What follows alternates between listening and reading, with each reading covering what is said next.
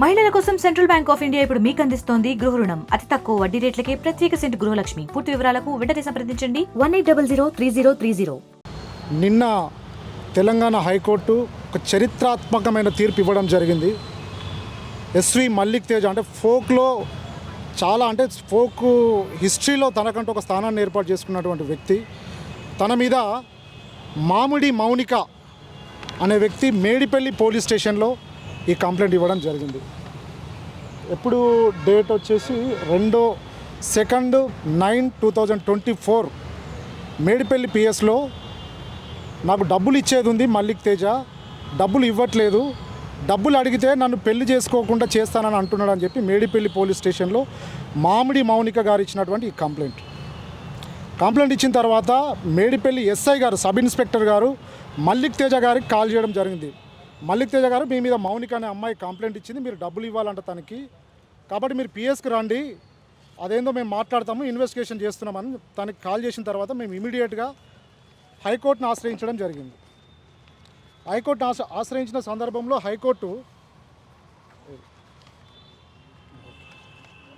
ఆ మేడిపల్లి ఎస్ఐ గారికి డైరెక్షన్ ఇవ్వడం జరిగింది. మల్లిక్ తేజ గారి మీద మీరు ఏమన్నా కేసు బుక్ చేశారా, ఇన్వెస్టిగేషన్ చేశారా, ఎఫ్ఐఆర్ చేశారా అంటే ఆయన హైకోర్టుకు రిపోర్ట్ సబ్మిట్ చేయడం జరిగింది. సార్, మేము మల్లిక్ తేజ మీద మౌనిక గారు కంప్లైంట్ ఇచ్చారు, ఎలాంటి ఎఫ్ఐఆర్ ఇప్పటివరకు నమోదు చేయలేదు, కానీ తను డబ్బులు ఇచ్చేది ఉందంట, డబ్బుల ఇష్యూలో మామిడి మౌనిక కంప్లైంట్ చేయడం జరిగింది, ఎఫ్ఐఆర్ మాత్రం ఇప్పటివరకు నమోదు చేయలేదని ఆయన ఎస్ఐ గారు హైకోర్టుకు నివేదిక సమర్పించిన తర్వాత హైకోర్టు క్లియర్గా ఉత్తర్వుల్లో చెప్పడం జరిగింది.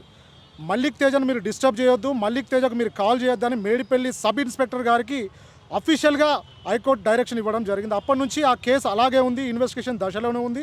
ఒకవేళ మల్లిక్ తేజ మీద ఇన్వెస్టిగేషన్లో ఎఫ్ఐఆర్ నమోదు చేసినట్టయితే ఇమీడియట్గా ఆయనకు బెయిల్ ఇవ్వండి అని చెప్పి హైకోర్టు ఆర్డర్ ఇచ్చిన సందర్భం కూడా ఉంది.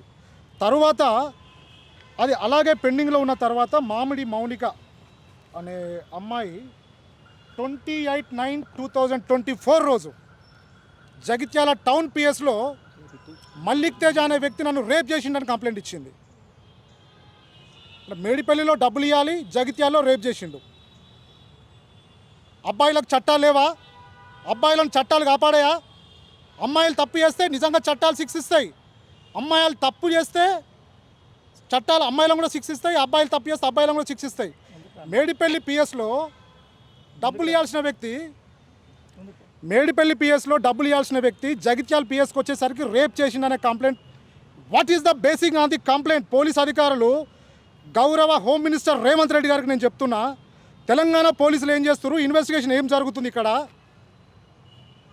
ఇచ్చిన తర్వాత అంటే రేప్ కేసులో కూడా కన్సర్న్ జగిత్యాల ఇన్వెస్టిగేషన్ అధికారి మల్లిక్ తేజ గారికి కాల్ చేసి, బాబు నీ మీద మౌనిక అనే అమ్మాయి రేప్ కేసు పెట్టింది, మీరు రండి నేను కూర్చొని మాట్లాడదామని అంటే ఆయన కూడా చట్టానికి గౌరవించిన వ్యక్తి, సమాజంలో హోదా ఉన్న వ్యక్తి, ఆయనకి మాట విలువ గౌరవించి ఎస్హెచ్ఓ సమక్షంలో జగిత్యాల పిఎస్కి వెళ్ళడం జరిగింది. మల్లిక్ తేజ పెద్ద మనుషులను తీసుకెళ్ళి అప్పటి వరకు ఎఫ్ఐఆర్ కాలే, వెళ్ళిన తర్వాత కూర్చొని మాట్లాడిన తర్వాత ఆ డిమాండ్స్ ఏమైనా తెలియదు, ఈయన వెళ్ళిన తర్వాత 1 అవర్కి ఎఫ్ఐఆర్ అయింది.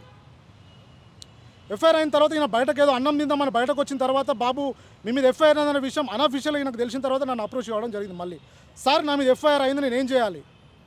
మేడిపల్లిలో ఆల్రెడీ తనే కంప్లైంట్ ఇచ్చింది, అందులో మనకు బెయిల్ ఉంది, సరే మీరు బయటకు వచ్చేయండి, నేను ఏం చేయాలో నేను చేస్తానని చెప్పి ఎఫ్ఐఆర్ తీసుకొని ఎఫ్ఐఆర్లో ఏం పెడుతుంది, రేప్ కేసు. 3 సంవత్సరాల క్రితం నన్ను రేప్ చేసిండు మల్లిక్ తేజ, ఇప్పుడు ఈ మధ్యలో మళ్ళీ కలిశాడు, మళ్ళీ రేప్ చేస్తున్నాడు.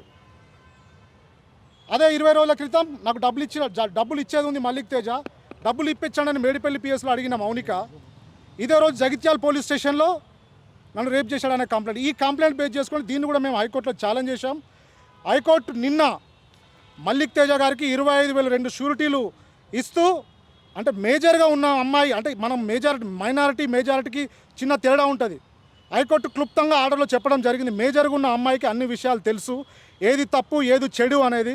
సుప్రీంకోర్టు చాలా సందర్భాల్లో లివింగ్ రిలేషన్ గురించి చెప్పింది. మంచి చెడు మేజర్ అనేది ఆలోచించే అంత తను ఉంటుంది కాబట్టి లివింగ్ రిలేషనా కాదా అనేది కోర్టు అనేది, రేపా కాదా అనేది కోర్టు ట్రయల్లో డిసైడ్ చేస్తుంది. కాబట్టి మల్లిక్ తేజ మీద ఏదైతే మామిడి మౌనిక అనే అమ్మాయి కంప్లైంట్ పెట్టిందో ఆ కంప్లైంట్లో ఉన్న ఆధారాలు ఇప్పటివరకు ఆధారాలు ఎలాంటివి లేవు కాబట్టి మల్లిక్ తేజకు మేము బెయిల్ ఇస్తున్నామని చెప్పి 25,000 2 షూరిటీస్ హైకోర్టు ఇవ్వడం జరిగింది. మండే రోజు ఎస్హెచ్ఓ గారి సమక్షంలో ఆ షూరిటీస్ మేము సబ్మిట్ చేయబోతున్నాం. అబ్బాయిని అంటే హోమ్ మినిస్టర్ రేవంత్ రెడ్డి, ఇప్పుడు హోమ్ మినిస్టర్ రేవంత్ రెడ్డి గారు ఈ ఇన్వెస్టిగేషన్ మొత్తం ఇప్పటి వరకు ఉన్న ఇన్వెస్టిగేషన్ సిస్టమ్ని మార్చేయండి. మీరు కొత్త బిఎన్ఎస్ఎస్ రూల్ ప్రకారం 14 డేస్ ఒక కంప్లైంట్ ఇచ్చిన తర్వాత 14 డేస్ దానికి ఇన్వెస్టిగేషన్ పీరియడ్ ఉంటుంది. ఆ కంప్లైంట్ ఇచ్చిన తర్వాత నిజమా కాదా చుట్టుపక్కల వాళ్ళని ఎంక్వైరీ చేయాలి కదా. ఆయన పిఎస్కి వస్తాడు, వచ్చిన గంటలోనే ఎఫ్ఐఆర్ అవుతుందా?